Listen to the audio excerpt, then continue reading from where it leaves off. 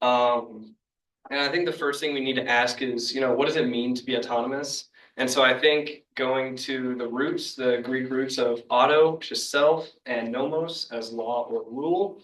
So kind of to govern oneself and your actions, which are directed by characteristics, considerations, and desires that are not imposed externally. And so I think the importance of that is that it creates actions that are authentic and truly voluntary. And so, why is that important to you? I think Immanuel Kant brings a very interesting perspective, and I think one that I don't see a lot of other philosophers make. And so, I think he has a great point to make here. So, Immanuel Kant created something called that's named Kantian ethics, which is in kind of definition, it's a set of individual moral ethics that he created. So his main idea is every single human being, regardless of age, race, ethnicity, political party, everyone's kind of got their own inherent human dignity. And so that's kind of what he bases his morals off of and his philosophies. So he believes that one should act according to rules that could be universal laws. So if Dr. Casey gave me an essay to do, let's do next week, and next week rolls around and I didn't end up doing it, and I go to her and I say I had a doctor's appointment or I had a family emergency and I couldn't get it done, which is clearly a lie. The principle of lying by me lying would allow everyone else to do so. And so obviously, if the entire world lied, we would be in a world that is of broken trust and nothing would ever get done. No one would believe anything. So what he calls that is the categorical imperative. So you must follow these laws despite any natural desires, like me wanting to get a good grade or not get points deducted. We must have to do so no matter the consequence. So even in a situation where lying is maybe the best possible outcome for a situation, Immanuel Kant would argue that it is still unethical and immoral to lie. So any situation, like Robin Hood, who stole from the rich to give to the poor. Immanuel Kant would technically argue that stealing is not okay and therefore would not be allowed in this categorical imperative that he creates. So another thing that I find interesting about this is he doesn't he kind of finds the very fact that anything. It has to be anything you do, right? So it's very like Ten Commandments esque sort of guidelines. Don't kill, don't steal. If you would allow the rest of the world to do it, should you do that? And so I think that that's something very interesting. And so what does that really mean? So Immanuel Kant would argue that true morality arises when people act out of duty, which is guided by reason. And so if morality is guided by reason, and he creates this idea that morality must be used in every single situation you have, then it's a safe assumption to say that we all have the capacity for reason. And if we have the capacity for reason, we must have the capacity for autonomy. So it is an idea that is very universal and one that everyone should explore, but Immanuel Kant takes it a step further and says that it is your moral obligation to live an autonomous lifestyle. So how is your autonomy hindered? Well, very old, recently passed away philosopher Robert Paul Wolff kind of makes the argument that autonomy and authority are irreconcilable. And now, why is that? Well, Robert Paul Wolff makes the argument that authority inherently hinders your autonomy by incentivizing you to not think about what you're doing. So if somebody tells you to do something and you don't have a choice, you are forced to do that under the law of the authority that you're placed under. You don't have a choice, therefore you don't have that moral reasoning or the ability to rationalize what you are actually doing. And so we must use autonomy to take responsibility for our actions. And if we are told what to do, which controls our actions, Immanuel Kant makes an argument that it is hard for us to be fully responsible for our current actions. Authority demands obedience without room for moral reasoning. And so that kind of goes back to what I was just saying. Um, Political authority, whether derived from consent or not, inevitably compromises an individual's moral autonomy. So Robert Paul Wolff makes an interesting argument in that he's somewhat of an anarchist, but he still believes that laws are okay to be placed as long as you agree with them. But the problem with that is if you agree with a law, Robert Paul Wolff makes the argument that autonomy is an everyday 24-hour task. So you may agree with one law the one day, but obviously ideologies, beliefs change as you grow and as you should. He believes that if you allow a law that puts you in a situation that you don't agree with tomorrow, you end up hurting others because they might not agree with it. And so that inevitably restricts you. So what does this mean? If true moral responsibility lies upon one's rational judgment when authority, state, and I don't think societal norms is talked about enough, but it is, or institutions, it compels obedience, it destroys an individual's ability to act autonomously. So Robert Paul Wolff also makes an interesting argument that responsibility can be a spectrum. So I kind of made an argument here where a soldier following direct orders may have less moral responsibility for their actions than a commander making the strategic decisions. So the soldier, was told to do so and doesn't really have that option as the commander who is openly making the decision for the soldiers to make. Another example I have is a company executive hiding harmful effects from their business decisions is more responsible than a factory worker unknowingly contributing to pollution. So even though the outcome of this scenario is detrimental, the level of autonomy and the level of authority that you're kind of placed under has an effect on your responsibility for the action that's being taken. Robert Paul Wolff also creates this scenario, which Dr. Hess also made a pretty similar one in class, is why do you stop? So Robert Paul Wolff makes the argument that when you go up to a stop sign, you should stop because you don't want to endanger others or hurt them, cause a collision, right? That is detrimental towards society. But if you're simply stopping because there's a stop sign in front of you and you're not asking, why is there a stop sign there?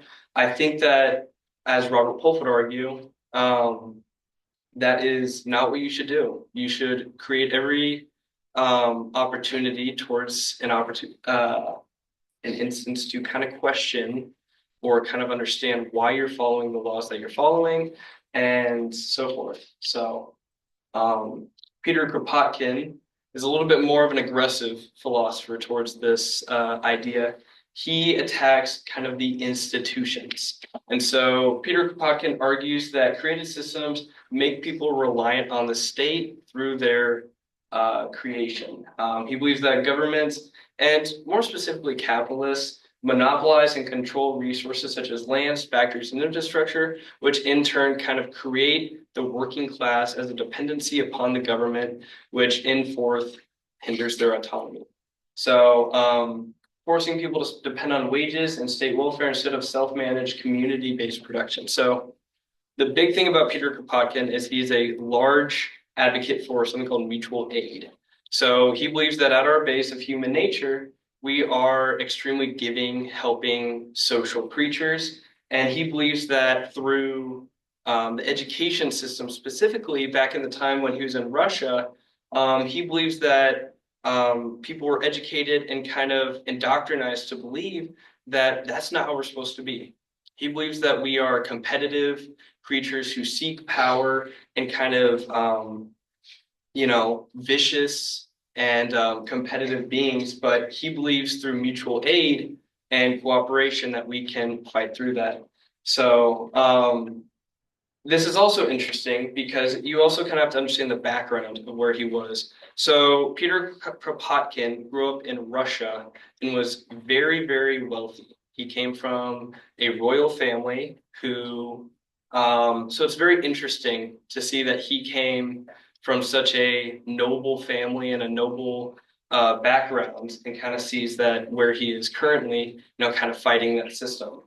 But at the time, Russia and Ukraine has had a history of Dr. Casey can fact check me on this. I believe they used Ukraine as a place of farming and starved a lot of the individuals there and kind of created a dependency on the Russian government at the time. Is that about right?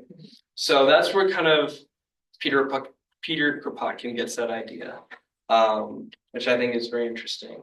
So Kropotkin kind of believes if we are coerced into dependency and competition, we will never fully achieve that mutual aid and cooperation that I was kind of speaking of.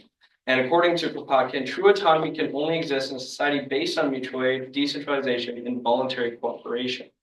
And he believed that the only way to do this was through a revolution and a lot of violence.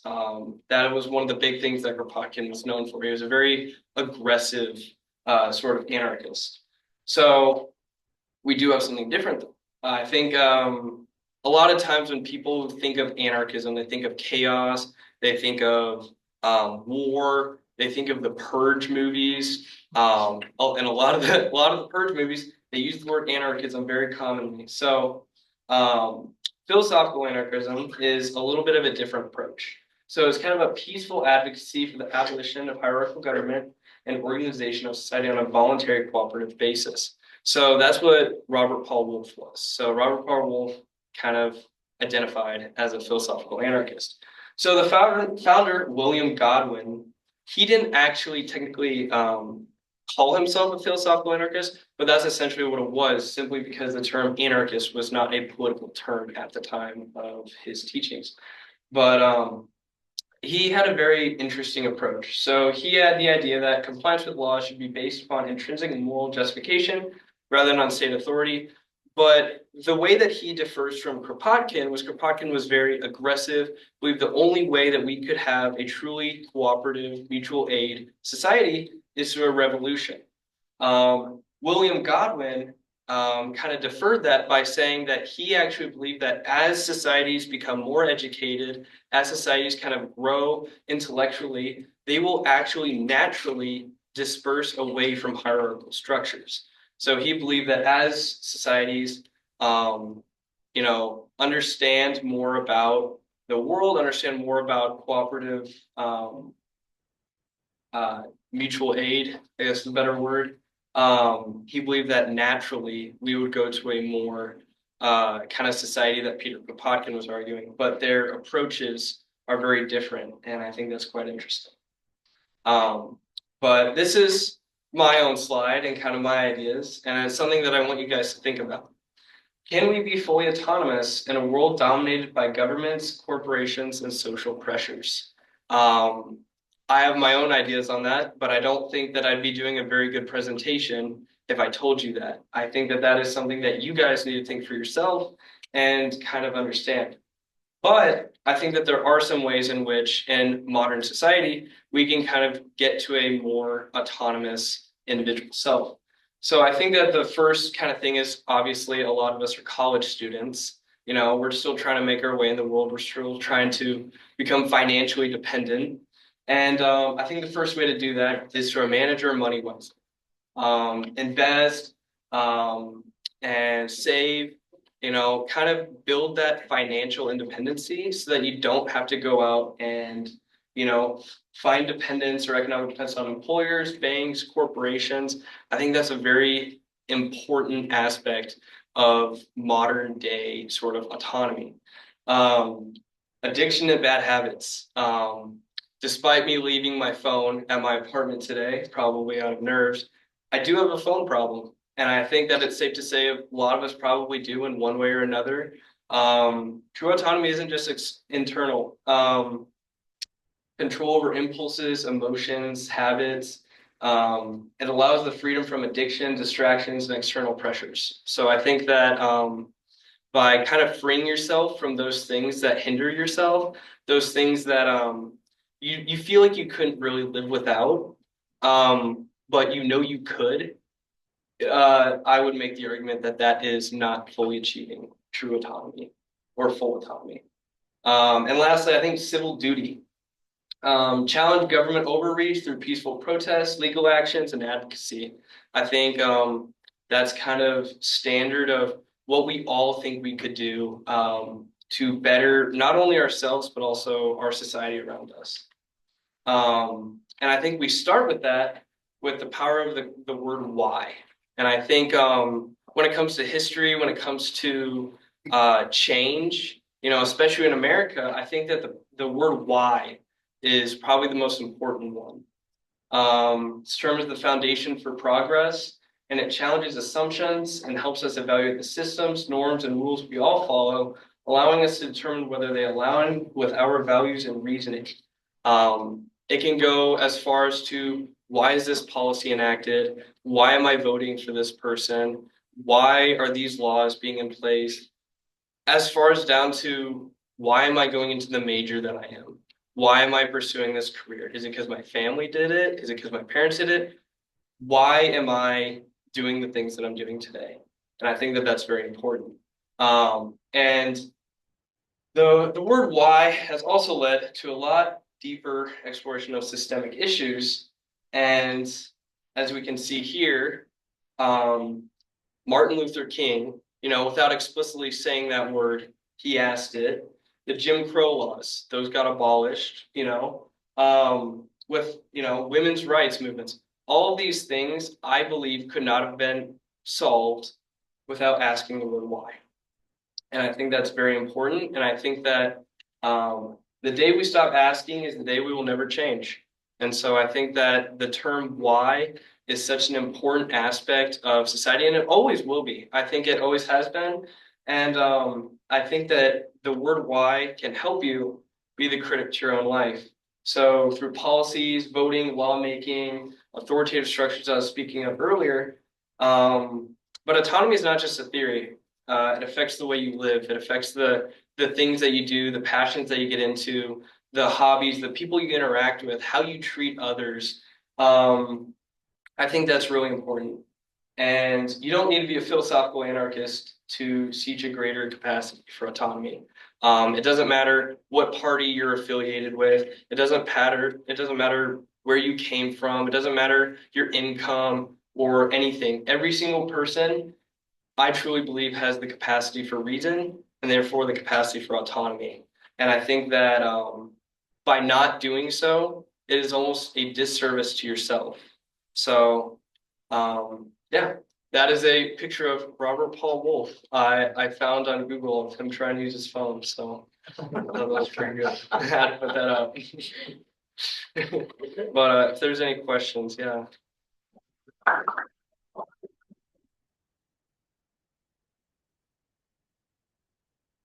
Any questions? Questions? Can you connect your concept of why more to the concept of autonomy? How are those two things connected? So I think the word why, I think we're not on a blank slate, right? I like to think of our lives as kind of a canvas with paintings on it, and I think that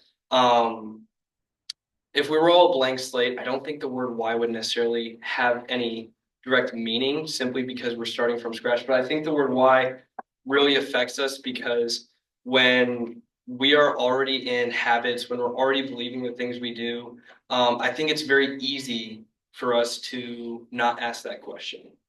I think it's very easy to see society do something and to automatically kind of shape your beliefs or shape what you do kind of around what others do or what others believe. And I think it's easy to put yourself in a bubble. And so I think asking the word why kind of forces you to question what you do more, which can help further your autonomy. So basically, the why is a challenge more to the authoritarian view than it is to the autonomous view. If you're going to achieve what you are suggesting should be the human approach to autonomy, then you need to be able to ask that question why. And if you don't, then you're just you're the sheep following. Yeah. I think that the word why is beneficial in almost every aspect of your life. I think if you went too far, I think you can almost cripple yourself with asking why. But I think that when it's applied, like you said, when it comes to authoritative structures and kind of the policies that we have enacted and why we're voting a certain way, I think that it's extremely important. So yeah. So if you could come up with a name, because essentially you're theorizing here. Hmm. So if you could come up with a name for your suggestions, which Hmm. in essence are your theory about how these concepts work, Hmm. what would you name it? I haven't thought about that. I don't know. Because that's how you want to develop the theory, right? Mhm. You want to take, here's what I think is correct, right, normative. And so you're creating something. Mhm.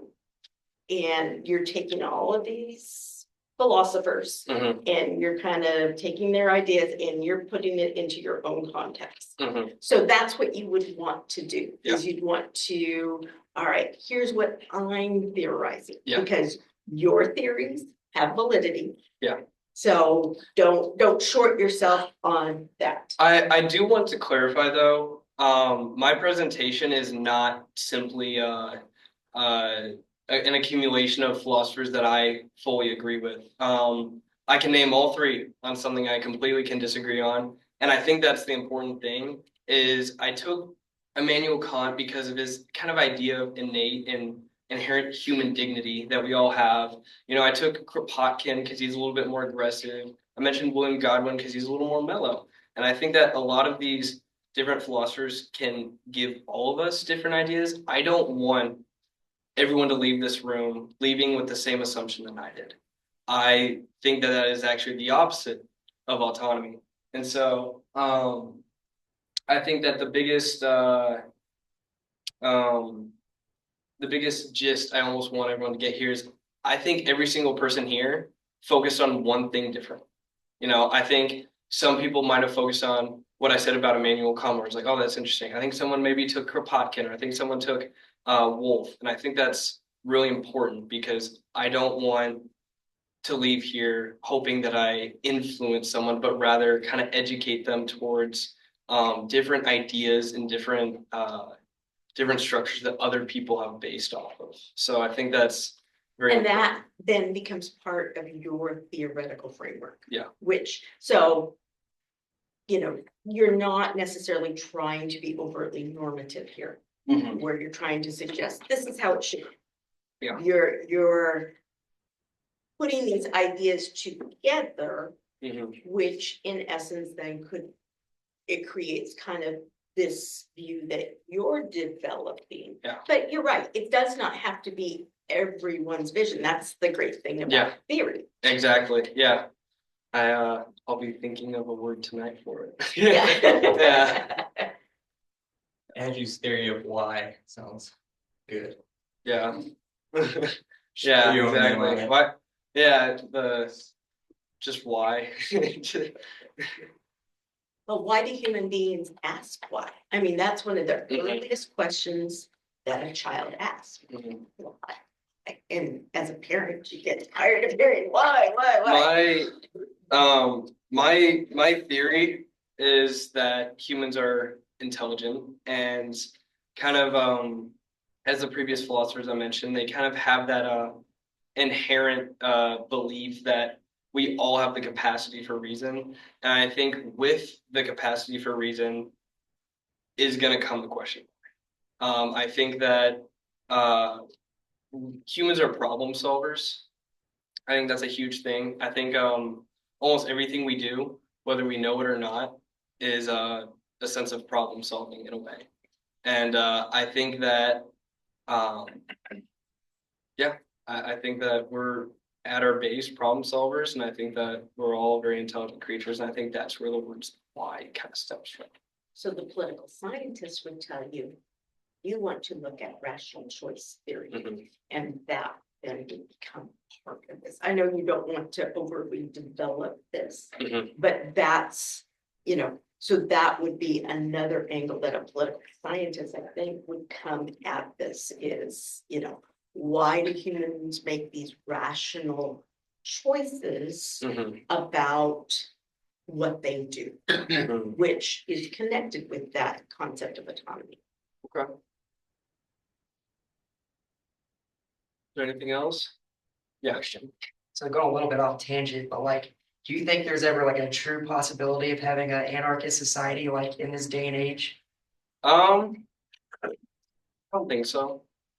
I think if I think the one way that we're like it could possibly erupt from would probably be a massive catastrophic war.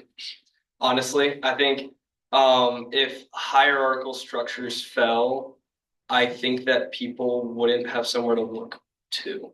So the way I've kind of thought about it a little bit is if someone's in a situation where they don't think they can get out of it, and maybe say it's swimming, right? And maybe there's like a rock near them, but there's a lifeguard sitting there, and they start drowning. I think if there's always going to be a lifeguard sitting, I don't think that person's going to always try and find the rock.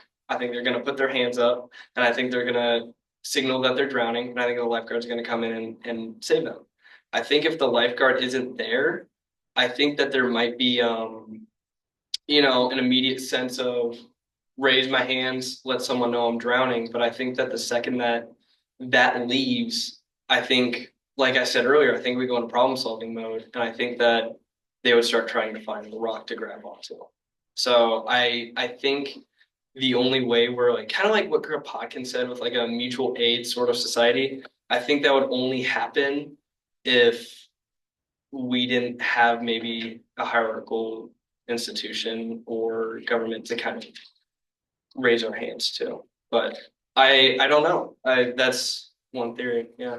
Phil. But it Oh, sorry. supports your meaning of autonomy Mhm. because if you don't have the ability or the capacity to achieve autonomy, Mhm. then you won't be able to save yourself. And so the greater that development is, Mhm. the more likelihood that Yeah. if in a situation of anarchy, Mhm. that you have that ability, that society has that ability to rely on itself Mhm. to move forward and to move out of anarchy. Yeah, I agree with you. I think one of the things I've kind of noticed is the philosophical anarchists that I've kind of analyzed are typically going to be the ones that are most likely to be advocates for autonomy. And I may be narrow sighted here because obviously this is what I was doing my research on. But I felt like that was pretty interesting. So yeah, a lot of the philosophical anarchists or the anarchists had a very positive view on humans' capacity for rationality and autonomy and so forth. So, um, but I think a lot of them kind of agreed that autonomy isn't something that you just like have. It's not something that you can just wake up one day and you just it's a natural human thing. I think it's something that it's not easy. I don't think it's a very fun thing, or I think it challenges you. I think it challenges a lot of your ideas, and I think it challenges a lot of your habits. Um, and so the ability to rationalize, I think, is from what I've seen, people believe quite inherent, but that doesn't directly translate to automatically having full autonomy. So. I think it'd be interesting if you just went into Godwin Mhm. and his daughter, Mary Shelley, And his wife. and his wife. Yes. Sorry, I was over here about to ask about Wollstonecraft, so. Yeah. And Wollstonecraft, and just look at their development of that concept. Mhm. Very interesting. I thought it was I did not look into William Godwin early enough. I thought he was very interesting, but by the time I found him, only a few days ago, I wanted to get kind of the gist of his ideologies down, kind of the broad points that he makes. But yeah, I don't know if Phil had a question or statement. I was just curious to kind of know what your thoughts are on this. Mhm. like how religion plays a part with all of this. Mhm. Obviously within a society like the one we have right now, there's a lot of things that directly affect our autonomy, like the government, even like social media distractions like that. Mhm. So it's a question like, could we ever achieve full autonomy? Like, how would you relate religion to that? How would you relate that idea of maybe like a higher power that might affect someone's autonomy? So I honestly think it's gonna ask which philosopher you talk to. There was one philosopher, and I'm forgetting his name, but it was in political theory with Dr. Campbell, and someone wrote a book on how to create the perfect community. And he, in long story short, he basically made the argument that every individual in this society of the perfect society, they must be educated enough to criticize and humble enough to be criticized. He said it a lot fancier than that, but that was essentially what he was saying. And he would argue that religion would not be able to play a part, or at least dogmatic thought in general, simply because if you believe that something cannot be criticized and only the ability to kind of criticize current surroundings, I think that kind of breaks what he was saying. Um, but in um, I think it honestly depends on who you ask. I think that religion is great for the individual. I think it gives people a sort of sense of purpose as well, outside of the rational thinking that someone does when picking the religion that they choose. I think that it also gives them kind of that sense of purpose. And Albert Camus, I know I gave you a book about him. He talks a bit about that. So he kind of makes the argument that individual religion is great to guide an individual towards um, a more morally sound life, but I guess that would be interesting to see how that would hold up in terms of are you acting autonomously if a religion tells you to act in a certain moral way. So um, that's my ideas, but I don't want to tell too much because at the end of the day, I want you to think about it and act autonomously. That's the great thing. If I can't give a specific answer, I don't want to, sort of um, influence somebody on a certain idea or question. Act autonomously. So yeah. Are there any other questions? I have a couple, but how long do we go for? We can go on. All night? Yeah, all right, here we go. Try not to rip into me too much. No. I just am curious of this idea of mutual aid Mhm. and then philosophical anarchy. Yeah. Is that right? So